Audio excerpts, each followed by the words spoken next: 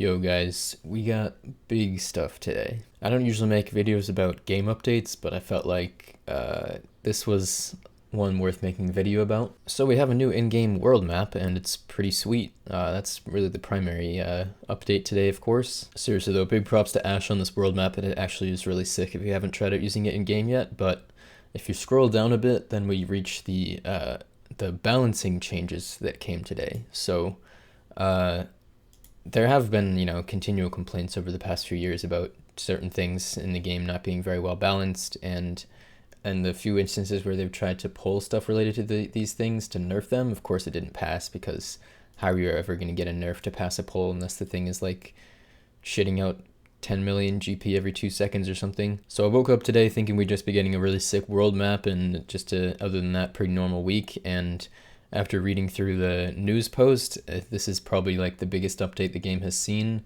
in terms of how it affects like the economy, the way people are going to play the game and approach like high level skilling in certain things. Maybe not the biggest, but one of the biggest updates has ever happened to this game. So first things first, the Zora drop table has finally been addressed. I know that it has been modified a few times in the past, but this one is pretty significant. They say they've reduced the average value of loot by roughly 30% from Zora. So I believe it should still be like over 2 mil GP per hour at least, because I think you could get like over 3 mil GP per hour before. So it's still like really good, but maybe not quite as good as it was before. Magic seeds have already gone up from like 130 something K to 150 something K, and I think they hit like 200K right after the update. So probably going to kill myself rather than doing farming. They nerfed a lot of the herb drops, the dragon bones, the coal addy ore, and runite ores, and all sorts of stuff. And also they made it so instead of dropping a bunch of raw sharks, it drops cooked manta rays. So that is interesting, I guess probably more significant for Iron Man. So Zora got a pretty big nerf, probably deserved. It was a bit OP, though I do kind of feel like they've, since Zora came out, they've added so many high-level skilling requirements on different things like diaries, and obviously releasing a max cape and raids and stuff like that, that there was really enough demand to keep up with the supply that Zora was bringing into the game. But I think just the consistency of the profit of Zora was definitely a bit much in comparison to other PVM. So the next one I think might be the most controversial is the Serpentine helm nerf, and I don't totally agree with this one personally. They made it so that it doesn't inflict venom on opponents that are attacking you the way it used to. It has a strength bonus reduced from +5 to +3, which I think is the same as Nezi now. So what it does is just has higher defense bonus and protects you from poison. I think they should have left the venom effect on there and just reduced the strength bonus, because if they release a new helm with higher strength bonus, it's immediately best in slot for most things. This also makes like defense tank accounts with fire capes completely discontinued, because it's no longer possible to get a fire cape, since the only way to do it with on a defense tank was to use venom effects from the Serp helm. So anyone who has one of those counts, it's now going to become kind of a rare commodity unless they do bring back the venom effects. The next one is the Void Knight ranged set. I will definitely agree that Void Knight range was overpowered, and it was never intended to be as powerful as it was, because the effects of the void range bonus were applied like twice for some reason, whereas like they weren't with the melee and magic, which is why the melee and magic were always kind of shit. So I think they've reduced it down to where it initially should have been, and Void Knight range is no longer that good. I don't know if it's completely useless now or if it's just a lot more niche, but either way it's not nearly as powerful as it used to be, which is once again a very big change to the game, because void range has been just the meta for most ranged combat for a very long time. But I do think that it is warranted, even if it's a little bit late. Dropping items in the wilderness and PvP areas isn't something that really affects me much, but now when you drop tradable items in PvP worlds and in the wilderness, and I think in Deadman too, they will appear instantly, so there's no more like dropping your items before you get PK'd and then run back and picking them up, which is probably fair enough. And also, if you drop food and potions, they won't appear to anybody else, so you can't have clans dropping food and potions to their clanmates. So those seem fair enough to me, though I've never really been into the PvP scene, so I don't know how the PvP people feel about that.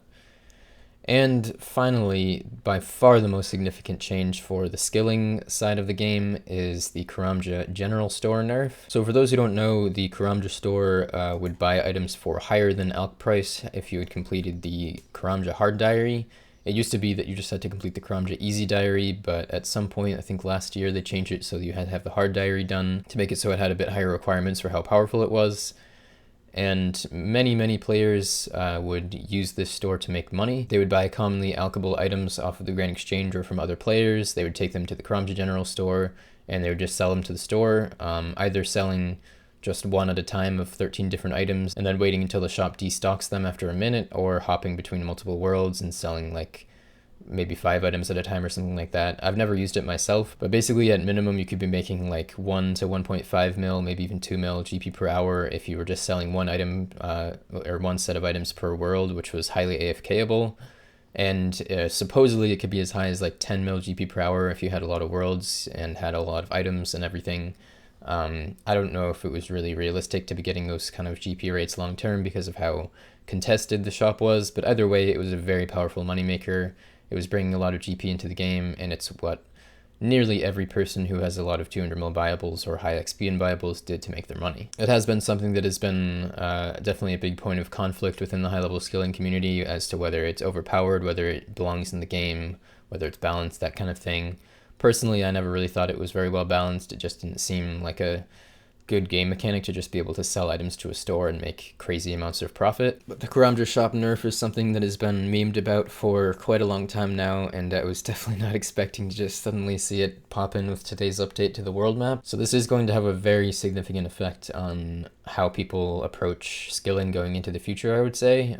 People are obviously going to keep playing alts, but they're not going to be able to play their Karamja shop alts, so they're going to have to start doing like runecraft alts and other things like that. There are some people who already do a fair amount of runecrafting on their alts, but in general, it's going to take a lot longer for people to get the money they need for their viables unless they just get lucky at the duel arena or they're like a swapper or something like that. So I think outside of the Serpentine, which I think they nerfed a little bit too hard, I think most of these updates are pretty important, needed, and while they definitely happened far too late, I think it's better late than never. But yeah, it is kind of frustrating to see that the Karamja store has been the meta for money making since Grand Exchange came out, basically, and that was like 3 years ago, wasn't it? And they're just now finally addressing it. Zora has been out for over 2 years, and they're just now finally addressing it. Void Range has been this way since Pest Control came out. I don't even know how long ago. It's probably been like 10 years or longer since Pest Control came out. And I don't know if they ever nerfed it in like RS3 or whatever, but yeah, that's something that's never ever been seen before, is the nerf to Void Range. While I am generally content with most of these balancing changes, I kind of do wish that they had given us a little bit more of a heads up. It feels like they had a community stream last night where they're just doing like loot from a certain amount of raids and everything just kind of seemed normal, and then suddenly today they just dropped a total bomb on the game. Just massive changes to the balancing of the game with no really like build up or expectation of it particularly. Like there was increasing complaints about how like the best way to get sharks is Zora rather than actually fishing and that kind of stuff, but this is just huge, and it would have been nice to have a little bit of like discussion with Jagex and that kind of stuff beforehand, but it is what it is. I imagine there might be a few tweaks to this kind of stuff in the coming weeks to bring it back to where players want it. A lot of players are asking for bringing back the Venom effect of Serpentine, making it so Elite Void acts like the way regular range Void used to, buffing shark fishing because shark fishing is really shit and always has been, and various other things. So I can see maybe some changes happening to this kind of stuff in the coming weeks, but yeah, I think it's a good thing that the Karamja shop is nerfed. I always thought it was just overpowered and not well balanced and didn't really belong in the game, and that's definitely the most significant update to the game today in my opinion. As far as how this affects my gameplay going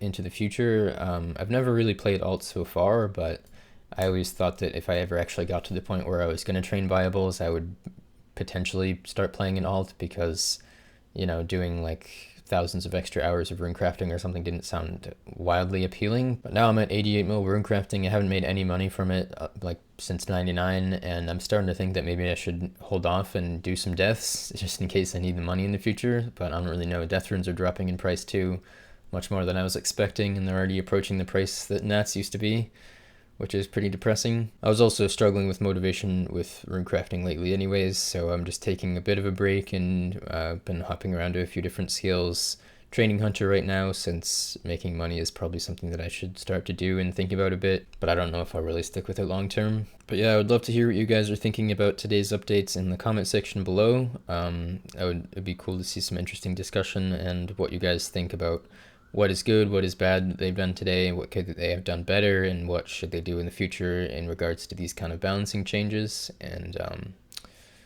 yeah, I hope you guys liked the video. Be sure to drop a like if you did, and I will see you guys all later.